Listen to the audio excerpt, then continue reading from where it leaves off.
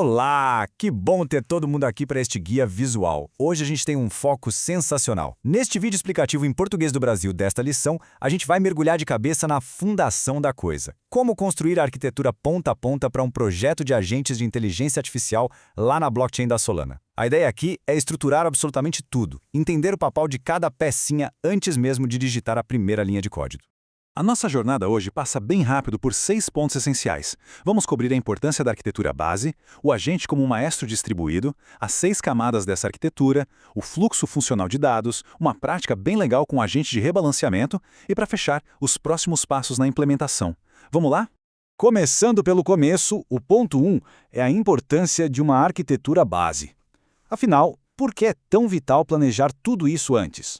Olha só, o grande segredo logo de cara é, sem dúvida, a reutilização. Ter uma fundação sólida é o que garante que a entrega saia perfeita e respeite todas as restrições de tempo e recursos. E como é que a gente faz isso? Reutilizando blocos de construção que já existem, tipo os padrões de estado compartilhado para processar a intenção do agente, e claro, os chamados leases, que funcionam como aluguéis temporários entre os componentes. Em vez de ficar inventando a roda de novo a cada etapa, a gente aproveita esses primitivos de coordenação para garantir que um componente não atropele o outro. Isso corta um retrabalho enorme. Avançando para o nosso segundo ponto, vamos falar do agente operando como um verdadeiro maestro distribuído. Esse é o modelo mental de todo o sistema. Construir sistemas complexos exige um modelo mental muito forte para que as coisas façam sentido de verdade, né? Bom, a gente pode imaginar um agente de IA exatamente como um maestro distribuído.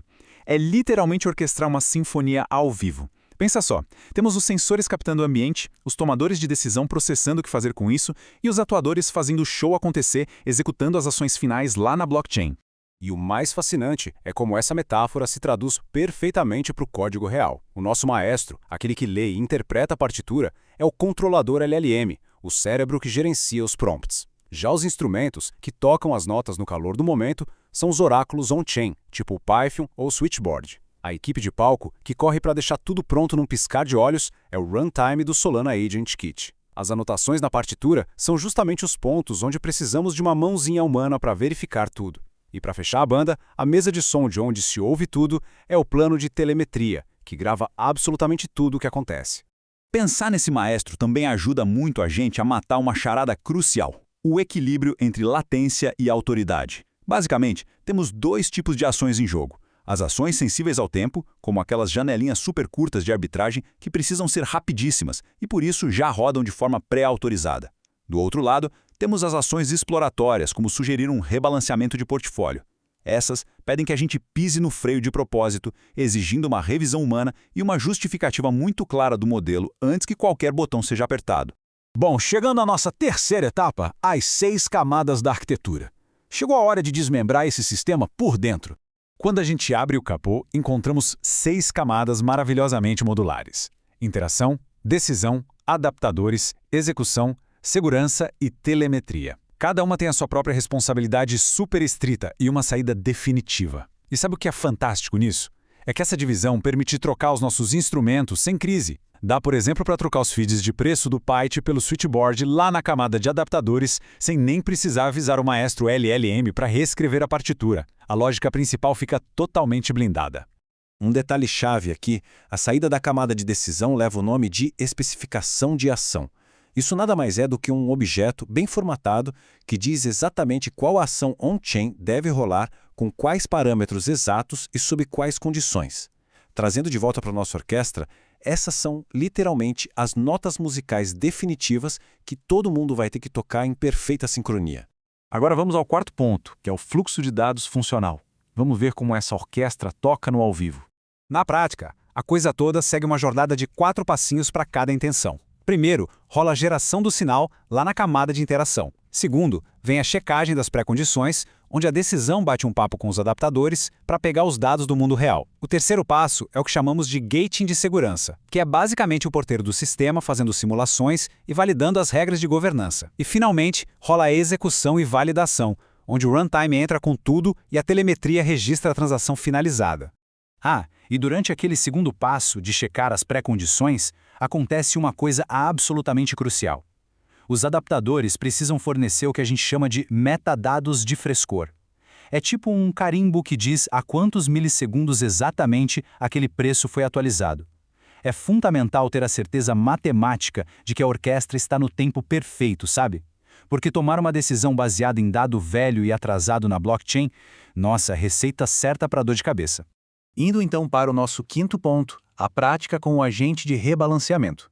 Vamos trazer tudo isso para um cenário real. Imagina o seguinte cenário, bem típico no mercado. A gente tem um agente de IA focado em monitorar os preços de um par de tokens. E ele vive um dilema constante. Ele pensa, será que eu faço um swap agora mesmo direto na rede para aproveitar uma arbitragem ultra rápida ou será que eu peço permissão humana para fazer um rebalanceamento inteiro de portfólio? Se a decisão for pelo rebalanceamento, que envolve mais valor e mais risco, a gente entra naquelas ações exploratórias que comentamos agora há pouco. O freio é puxado de propósito. Essa ação sugerida vai direto para uma fila de aprovação de estado compartilhado. É um ambiente seguro, onde a ação fica ali, guardadinha, pausada, esperando alguém revisar de verdade a justificativa que o LLM deu antes de mover sequer uma fração de token. Aí, se a revisão humana der o sinal verde, o sistema emite o maravilhoso token de aprovação. É uma permissão de vida super curta gerada pela camada de segurança. Voltando para o mundo da música, é como se o revisor desse aquele aceno de cabeça afirmativo, autorizando a equipe de execução a pegar a música e realmente botá-la para tocar na rede. E com esse token em mãos, a nossa equipe de palco super veloz entra chutando a porta. O motor de execução já constrói a rota perfeita na corretora descentralizada, em seguida ele faz um dry run, que é uma simulação final via RPC, só para ter total certeza de que a transação não vai falhar. Tudo certo? Ele assina usando as chaves seguras ou multisig e, instantaneamente, a telemetria já grava o ID da transação e os saldos antes e depois. Pronto, tudo guardado e auditável. Chegando ao nosso sexto e último ponto, os próximos passos na implementação. É o momento de sair do papel e ir para o código. O passo imediato, logo depois que todo esse planejamento está definido, é arregaçar as mangas e construir o plano de adaptadores. Essa camada modular é vital, porque ela é quem suja as mãos buscando os dados lá fora, normaliza aquela bagunça toda e devolve valores canônicos e super confiáveis. Para isso rodar liso no futuro, a implementação tem que respeitar rigorosamente as interfaces mínimas que a gente desenhou na arquitetura. Então, para amarrar tudo, dá para resumir os princípios da construção em 3 grandes regras de ouro. Primeira, manter as interfaces as mais enxutas e estáveis possíveis. Segunda, transformar qualquer política de segurança do projeto em pré-condições que a própria máquina consiga ler e entender sozinha.